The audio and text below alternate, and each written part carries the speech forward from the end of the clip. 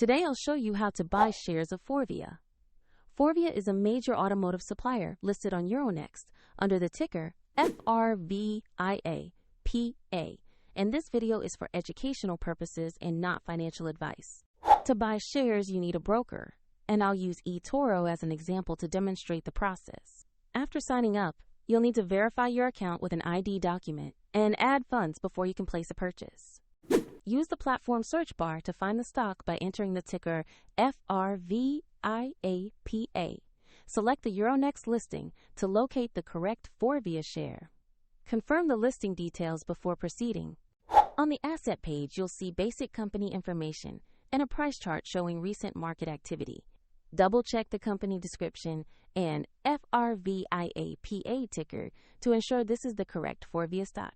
To invest, click Buy, enter the amount you want to spend or the number of shares, review the order details, and confirm the trade. If your balance is insufficient, the platform will prompt you to add funds before completing the purchase. If the market is closed, your order may be queued or executed when trading resumes depending on the order type. After execution, your Forvia position will appear in your portfolio where you can monitor it. Find the eToro link in the video description if you want to follow the same steps.